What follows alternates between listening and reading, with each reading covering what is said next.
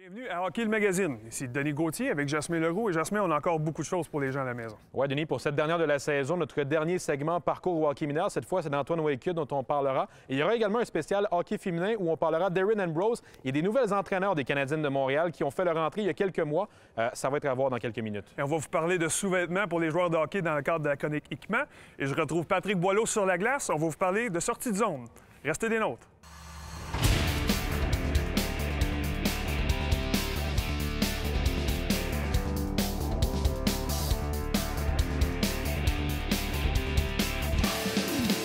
Hockey le Magazine, en collaboration avec Hockey Québec, le leader du développement et de l'encadrement du hockey au Québec. Dans l'ombre des Marie-Philippe Poulin et Larry Knight ou Mélodie Daou, il y a un autre joueur des Canadiennes de Montréal qui retient beaucoup l'attention ces dernières années, Erin Ambrose. On l'a rencontré pour Hockey le Magazine et voici ce reportage. It's been a big bounce back season. I think you said it, like a lot of disappointment last year, but kind of with disappointment comes opportunity. And I think one of the big things has been kind of focusing on that, and especially with Mashmeyer here, we've kind of been able to do that together and really challenge each other to be better this year. We know that we want to be there in 4 years, and that's our goal, but that kind of starts with having a good year this year. So that's been a big focus, and a big start for that was just having a good summer of training. And I'm really fortunate to be here and be surrounded by the people that I am. I've always been seen as a little bit more of an offensive defenseman, but one of my big focuses that I've really kind of tried to focus on this year is my defensive side of the game. The points have just been coming because of who I get to play with while we're here. I mean, you look at the lineup and it's pretty phenomenal. So I think that that's just something that comes with playing with players like that. But for me, it's important to focus on the D side of the puck and do the right things in our own end in order to kind of get to the offensive side of the puck. Yeah, absolutely, and rightfully so. I mean, you look at what they've done in their careers, and it's absolutely phenomenal. They're some of the best women to ever play this game, and they continue to push and be better every single day. So to have those three, to have Anne-Sophie Bette, to have Jill Sonia here, it's a list that literally just goes on, and I'm fortunate enough to be able to play with them, and not only play with them, but get to train with them and practice with them every day, because that's what makes me a better hockey player, and that's what makes me so much better off the ice as well. I think it's been really good. I think that we continue to strive to kind of like push borders and push ceilings wherever we go. And I think that we as an organization have really wanted to do that. And we as players want to conduct ourselves as professionally as we can, because that's what we are, is we're professional women's hockey players. And we're here to make sure that we continue to do that and to show people our product on the ice is phenomenal. And I think that we do that every single day. And I'm pretty proud to be a part of this organization. Like I said, I've always had a big offensive upside, offensive side of my game, but I really try to just play a good, sound defensive game. I block a lot of shots, and sometimes it's not the flashiest play on defense for me, but it's the simple, hard-nosed plays that I make. And then, like I said, just kind of contributing when I can. I try to move the puck as quickly as I can, and I'm trying to really add a lot of speed to my game.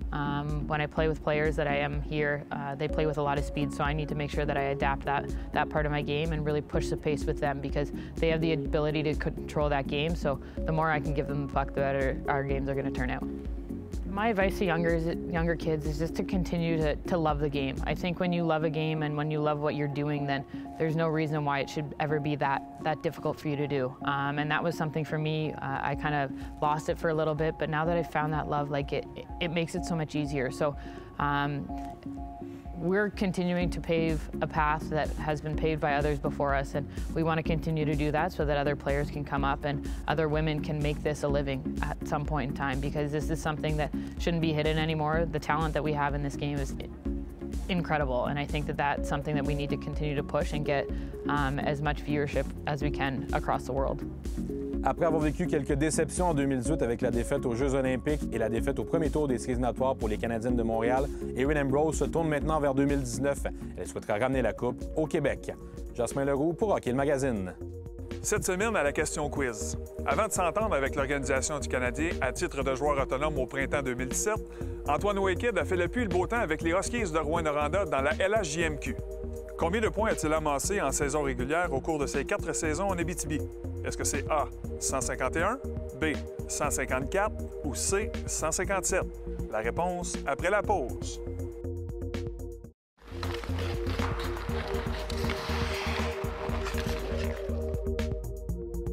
La réponse C. Antoine Waked a amassé 157 points en 224 matchs de saison régulière dans l'uniforme des Huskies de Rouyn-Noranda entre les saisons 2013-2014 et 2016-2017. La saison la plus productive de son stage junior, celle de 2016-17, avec 39 buts et 80 points en 67 parties, lui aura d'ailleurs valu un contrat à titre de joueur autonome avec l'organisation du CH au printemps 2017. L'an dernier, à sa première saison professionnelle avec le Rocket, il a obtenu 11 points en 63 matchs. On a discuté avec le numéro 19 des Lavallois dans le cadre du segment « Mon parcours au hockey mineur ». Moi, ça a été... mon hockey mineur s'est passé à Saint-Bruno. Avec le Phoenix de Saint-Bruno. J'ai joué novice A mes 2 premières années. Ensuite, j'ai été à Tôme. Par la suite, c'était avec les voyageurs que j'ai été, c'était Pee Wee Dura. Puis après ça, j'ai fait Bantam Derby puis Bantam Dura. Je pense que mes années préférées là, dans toutes ces années-là, on a vraiment des bonnes équipes. J'ai été choisi de jouer avec des bons joueurs, des joueurs qui jouent professionnels en ce moment, dont Jean-Christophe Baudin, on a grandi un petit peu ensemble là, à Saint-Bruno, on s'est suivi un peu là-dedans dans notre parcours. J'ai réussi à gagner la Coupe Dodge ma première année, ma deuxième année Pee Wee Dura. Je te dirais que ça, c'était un fait marquant assez spécial là, dans mon parcours au hockey mineur. De gagner un championnat comme ça, il y avait quand même beaucoup d'équipes dans le Pee-Wee, je pense qu'il y avait comme 60 équipes, puis de finir premier comme ça, c'était vraiment spécial. Le tournoi le plus spécial, ça serait le tournoi Pee-Wee de Québec. C'est l'année qu'on a gagné la Coupe Dodge. Dans le fond, nous autres, on représentait les petits Canadiens. On avait chanté les Canadiens de Montréal, fait que ça, c'était vraiment spécial. C'était mon rêve de jouer avec les Canadiens, puis de pouvoir porter le chandail quand j'étais tout jeune de même, c'était incroyable. Je dirais une place que j'adorais jouer. Je pense que je vais y aller plus comme ça, plus qu'intimidant. J'aimais ça jouer à Saint-Basile. C'était vraiment proche de chez nous. Puis ça donnait juste que j'avais toujours des très bons matchs là-bas. J'arrivais toujours à marquer des buts. Puis c'est un aréna que j'aimais jouer. Je pense que j'ai jamais été vraiment un joueur extrêmement dominant là, comme la plupart des joueurs qui sont ici. J'étais un très bon joueur Pee Wee Dura. Ensuite, Bantam, j'ai été coupé. J'ai eu plus de difficultés. Ensuite, je suis arrivé midget. J'ai été coupé midget 3. Je pense que juste de jamais jouer dans le niveau le plus fort, mettons, ma première année, ça a fait que ma force de caractère, de jamais abandonner puis de vraiment toujours y croire, je pense que c'est ça qui m'a aidé le plus. Vraiment de travailler fort tous les jours, d'y croire que de jamais abandonner. Mais je pense que vraiment le plus important là-dedans, c'est de toujours avoir du plaisir, de jouer pour du plaisir, de jouer parce que tu aimes ça, jouer au hockey. Puis je pense que c'est vraiment ça. Bonjour, ici Sean Couturier. Vous regardez Hockey le magazine à RDS. Après le départ de Danny Brunet en tant qu'entraîneur-chef des Canadiennes de Montréal, ces dernières ont eu un vent de fraîcheur à la mi-saison. 4 entraîneurs féminines ont pris les charges de l'équipe, ce qui n'était pas arrivé depuis la fin des années 2000. On les a rencontrées et on vous présente ce reportage. Je pense que c'est une belle nouvelle pour le hockey féminin de réussir à trouver 4 entraîneurs d'expérience, 4 entraîneurs, on l'espère, qualifiés pour guider et aider les Canadiennes de Montréal vers la meilleure performance possible. Pour moi, je me compte extrêmement chanceuse de pouvoir apprendre d'un mentor comme Daniel Sauvageau. Ça a été ma première entraîneur au niveau de l'équipe olympique. Puis maintenant, de pouvoir apprendre de sa façon de communiquer, de sa façon de diriger, d'avoir un plan, pas seulement de la semaine, mais un plan pour tout le reste de la saison, de s'assurer de bien cadrer les entraînements hors glace avec les entraînements sur glace, puis de tout prendre en considération. C'est une personne qui a une expérience incroyable, puis j'apprends beaucoup depuis le début de notre collaboration. Vraiment différent, c'est excitant, puis ça amène une autre dimension peut-être au coaching. Donc, il y a beaucoup d'informations qui s'échangent, de discussions, et on fait un consensus, puis on trouve la meilleure solution. Bien, en fait, on pourrait parler de défis, mais moi, je parle de privilèges. Je préfère de parler de privilèges, de se retrouver, évidemment, avec Caroline, Val et Lisa-Marie derrière le banc. Je pense que c'est intéressant de travailler d'abord avec des jeunes entraîneurs qui ont la passion grand comme l'Arena ici et en même temps de pouvoir servir la game, c'est-à-dire de vraiment être impliqué de près avec les meilleures joueuses, d'abord pour représenter Montréal et ensuite aussi de préparer et des entraîneurs et aussi des joueuses à l'équipe nationale. J'y avais jamais vraiment pensé avant. Quand j'ai reçu l'appel cet été, veux-tu venir nous rencontrer? C'était un peu surréel pour moi, c'est sûr. Puis là, de maintenant voir 4 filles derrière le banc, je pense que c'est la première fois dans la Ligue que ça arrive. Il y a eu en 2009 avec Isabelle Leclerc puis Marc-Claude Roy aussi. Bien, c'est certain qu'on avait une bonne base. Caroline était joueuse l'année passée. Moi, ça fait 4 ans que je coach et j'ai joué avant ça. Valérie, ça fait un petit bout qu'elle est au hockey féminin. Puis Danielle a suivi le hockey féminin. Donc, on a pris ce qu'on a laissé un petit peu, puis on a amené une nouvelle direction peut-être qu'auparavant. D'avoir l'arrivée de Danielle et de Caroline avec nous derrière le banc, c'est plein de richesses. Je veux dire, Danielle a beaucoup d'expérience au niveau hockey comme entraîneur, que ce soit dans la Ligue junior majeure du Québec, que ce soit avec Hockey Canada, plusieurs Olympiques aussi. Donc, c'est sûr que d'avoir ses conseils, c'est super enrichissant pour moi qui... Ça fait quelques années déjà que je coach, mais je veux dire, avec toute son expérience, qu'est-ce qu'elle peut nous apporter comme vécu, que ce soit sur la glace, derrière le banc, dans ses voyages aussi, tout ce qui est la formation d'une équipe dans des championnats, dans une longue saison, tout ça est différent. Fait qu'elle peut nous apporter beaucoup de son expérience. Caro, bien, on a pu se connaître il y a quelques années déjà avec le U16 à Hockey Québec. On a participé ensemble avec le tournoi Pee-Wee de Québec, donc on se connaissait déjà un petit peu. La chimie a bien embarqué dès son arrivée. C'est au niveau de l'héritage, comme j'ai un peu l'historique de l'équipe, bien continuer la culture d'une équipe gagnante, les valeurs de respect, d'amitié, d'amour, continuer dans cette direction-là. Alors moi, j'amène un petit peu plus cet aspect-là là, dans le staff. Le défi de travailler à 4 aussi, c'est sûr. Au début de l'année, on a commencé à 2. Pour une équipe professionnelle, d'être à 2, on veut offrir le meilleur service possible pour les joueurs. C'est des joueurs professionnels, soit qui s'entraînent pour justement représenter leur pays aux Jeux olympiques, championnats du monde, ou des filles qui justement mettent tellement de temps parce qu'en plus, ils ont un travail à l'extérieur puis qu'ils veulent jouer au hockey que tu veux leur donner le meilleur produit possible. Fait que d'être 2 derrière le banc, c'est sûr que c'est pas évident. Fait que là, maintenant, avec 4, je pense que le produit pour les filles est amélioré. Ça, c'est sûr et certain. On a plus de temps pour elles, on a plus de temps pour préparer du vidéo, de regarder les systèmes de jeu des autres équipes, de préparer le nôtre. Fait que c'est toute l'équipe qui en bénéficie. Puis derrière le banc aussi, juste comme pour les feedbacks ou observer l'autre équipe ou qu'est-ce qui s'en vient à 4, bien, c'est sûr que c'est amplifié comme résultat pour l'équipe. Avec autant d'expérience dans le monde du hockey féminin, on ne peut que s'attendre au meilleur pour ces 4 entraîneurs qui dirigeront leur première série éliminatoire des Canadiennes de Montréal dans les prochaines semaines. Jasmin Leroux pour Hockey le Magazine.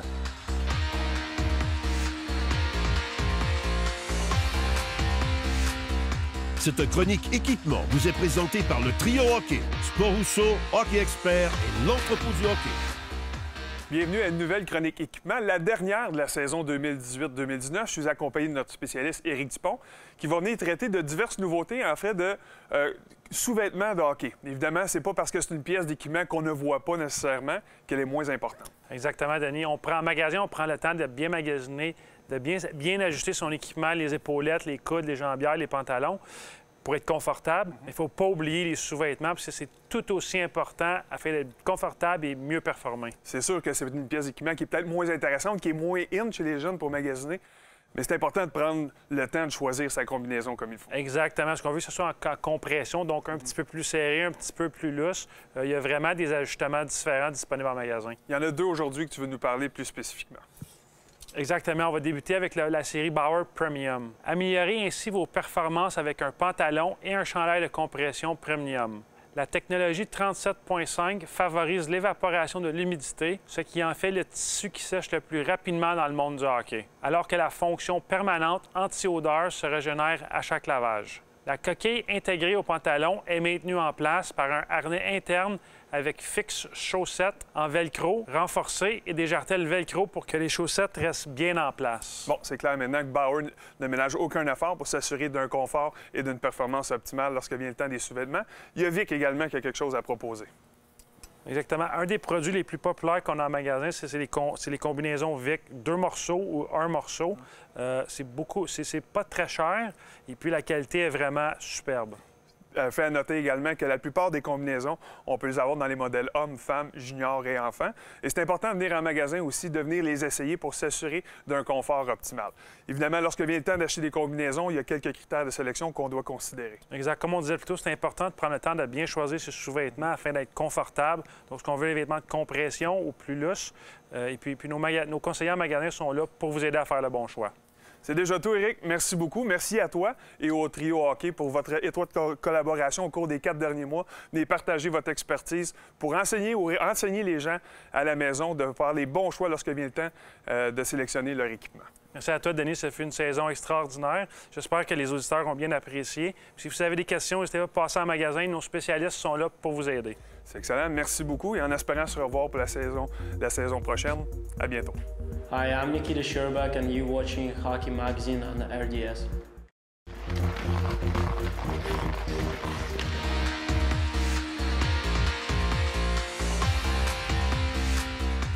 La chronique sur la glace est une présentation de Captorder, hygiène du sport. Captorder passe à l'action. Cette semaine, à Sur la glace, je suis accompagné du directeur hockey de l'Académie de hockey Joël Bouchard, Patrick Boileau. Patrick, aujourd'hui, on va parler de sortie de zone. Moi, dans mon temps, il y avait plusieurs sortes de défenseurs. Dans mon cas, il ne fallait pas que j'aille la rondelle plus qu'une demi-seconde sur la palette. Les entraîneurs me demandaient de m'en débarrasser le long des rampes le plus rapidement possible. Dans ton cas, toi, c'est différent. Peut-être un peu plus d'habileté, plus de talent naturel. Sauf qu'aujourd'hui, le hockey en général, on demande à tout le monde d'avoir des habiletés et d'avoir un certain contrôle de la rondelle. Tu veux nous parler de ça un petit peu aujourd'hui chez les défenseurs? Oui, exactement. Ce que je veux, dans le fond, c'est amener des outils dans leur coffre d'outils. On ne veut pas qu'un défenseur aille chercher la rondelle puis que la seule chose qu'il fasse, c'est de s'en débarrasser pour ne pas faire d'erreur. Ce qu'il faut apprendre à nos défenseurs, c'est qu'ils vont faire des erreurs, tout comme les attaquants. Et aussi, en tant qu'entraîneur, si on veut être capable de les développer, bien, il faut leur donner la chance de jouer avec la rondelle. Ça va arriver à l'occasion que ça peut coûter un match. On peut perdre un match parce qu'un défenseur va faire une erreur en bas de zone, mais au bout de la ligne, s'ils prennent confiance, qu'ils sont capables de déjouer un attaquant en bas de zone et d'exécuter une bonne sortie de zone, on va aller en offensive beaucoup plus rapidement à ce moment-là. On regarde ça tout de suite. Excellent. Pour ton premier exercice que tu veux nous démontrer, nécessairement, on va travailler la sortie de zone chez les défenseurs. Et ce qu'on voit souvent à l'erreur, c'est des défenseurs qui ne prennent pas le temps de faire un jeu. On se débarrasse de la rondelle trop facilement. Exact. Donc, ce qu'on veut faire ici dans l'exercice, c'est qu'on veut donner des outils à nos défenseurs. Fait que, ce qui va arriver, on va leur monter 3 mouvements, mais il y en a plusieurs autres. Mais on va s'en tenir à 3 pour aujourd'hui. On va avoir un virage brusque, on va avoir ce qu'on appelle la feinte à Crosby, et on va terminer aussi avec un jeu sur les corps, ou ce qu'on appelle les edges en anglais. Fait qu'on va avoir une feinte du haut du corps là, pour exécuter la sortie de zone de ce côté-là. Excellent. OK. Fait que, Denis, je l'arrête tout de suite, l'exercice, parce que... Je l'ai vu aussi. Je l'ai vu. Je suis certain. Oui. Ce qui va arriver trop souvent, c'est quand on fait un exercice de sortie de zone, les jeunes vont juste faire l'exercice pour faire l'exercice. Ouais. Ils se mettent pas en contexte de match. Fait que là, on a vu, il n'y a eu aucune prise d'information de nos 2 premiers défenseurs. Parce qu'on veut, les boys, c'est rapidement aller chercher votre rondelle, mais on veut que vous soyez en information comme si vous avez de la pression. Parce que tantôt, une des progressions qui va arriver, c'est que vous allez avoir un gars qui va vous mettre de la pression. Il va avoir un échec avant. Fait que si vous n'êtes pas en information, vous ne saurez pas quoi faire à ce moment-là. Fais ton information, beaucoup mieux. OK, good. Dernier. OK. Un autre point aussi, Denis, que je vais toucher, c'est que souvent, les défenseurs, ça va tout le temps dépendre de la pression que tu vas recevoir. Mais s'il n'y a pas beaucoup de pression, on a vu, là, nos défenseurs arrivaient plus en ligne droite sur la rondelle. Mais on veut qu'ils arrivent avec un meilleur angle. Surtout pour exécuter le mouvement du virage brusque, tu dois arriver avec un meilleur angle sur ta rondelle. Parce que là, ce qui est arrivé beaucoup, c'est que vous avez fait un virage, mais c'était beaucoup un freinage en même temps. Fait que si tu arrives avec un meilleur angle, fait que je m'en viens, j'ai ma prise d'info, c'est boum, hop, là, à ce moment-là, c'est beaucoup plus facile de sortir à ce moment-là. Fait qu'on va le refaire une dernière fois, arriver avec un meilleur angle, OK? On y va, go! Beaucoup mieux, virage, excellent, go! C'est souvent aussi de donner l'information à l'attaquant que tu t'en vas de l'autre côté. Exactement, exactement. Tu veux donner tout le temps la mauvaise information. Exact. Maintenant, on fait la deuxième feinte, la feinte à Crosby. OK, on y va, go! Même chose, arrive en angle, c'est le même mouvement, sauf que là, on veut avoir vraiment une feinte, comme quoi que le joueur va exécuter un virage brusque, mais il va rester dans la même direction. Donc, ça devient plus difficile pour l'attaquant de lire le jeu.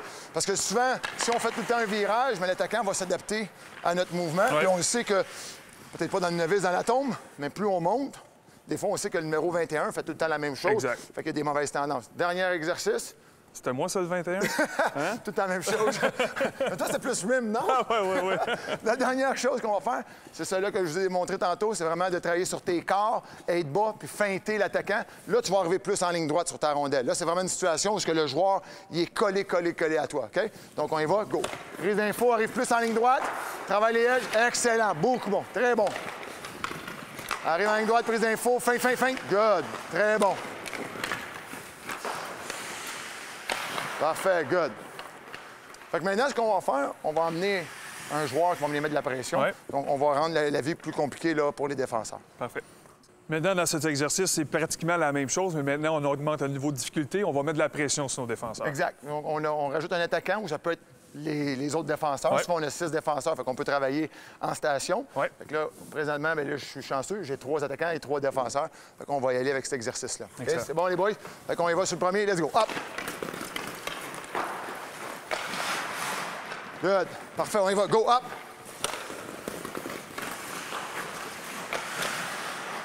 Oublie pas de prendre ta prise d'info. Prise d'info. OK, good. Hey. Fait que, on revient un petit peu à tantôt. Là, parce qu'on sait que l'exercice, on sait c'est quoi. Ouais. Fait que là, ce qui est arrivé, les défenseurs, sur le dernier, il n'y a pas eu de prise d'information. Parce que là, on a juste fait l'exercice pour faire l'exercice. Et la chose importante aussi pour les défenseurs, c'est lorsqu'on effectue le virage, c'est de travailler sur nos fameux 3 steps. Hein? Les 3 premiers pas pour sortir. Là, tu as battu l'attaquant. Maintenant, il faut que tu t'en départisses puis tu prennes l'avantage de la glace qu'il y a devant toi. Exactement. Fait que ce qu'on va faire, c'est qu'on va se concentrer. Restez concentrés sur votre prise d'information. Et la dernière chose, les 3 pas à la sortie. Ouais. Là, on y va soit le plus collé possible. Aussitôt que j'y go, go! Hop! Parfait! Excellent! Oui, monsieur! C'est super, ça! On y va, go! Bouge tes pieds. 1, 2, 3. Parfait. Un dernier. Colle. C'est parti. Bouge tes pieds. Excellent. Surtout, la prise d'info devient importante aussi pour 2 raisons. Parce qu'un, on veut savoir de quel côté est-ce que notre attaquant vient nous mettre de la pression. S'il est plus à droite, on sait très bien qu'on a plus d'espace à gauche. Exactement. Et aussi, on veut voir nos coéquipiers, ils sont où? C'est quoi nos options? Exact. Oui? Parce que, tu sais, à la fin de la journée, est-ce que le rim, c'est quelque chose qui est interdit de faire? Non. Ça fait partie de ton coffre d'outils, mais encore une fois, c'est de lire la pression. On a vu, sur les dernières situations, normalement, les défenseurs auraient pratiquement se seraient débarrassés de la rondelle. La pression était très forte, mais ils ont développé leur confiance et sont capables de sortir de cette mauvaise situation. Très bon point. Merci beaucoup, Pat.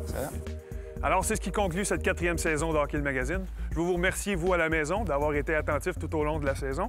Ouais, merci également aux collaborateurs et aux partenaires qui ont rendu possible toute cette 4e saison. On espère que vous avez apprécié et on vous retrouve la saison prochaine. Alors, en mon nom et au nom de Denis, bon été à tous et merci d'avoir été là. Hockey le Magazine vous a été présenté en collaboration avec Hockey Québec, le leader du développement et de l'encadrement du hockey au Québec.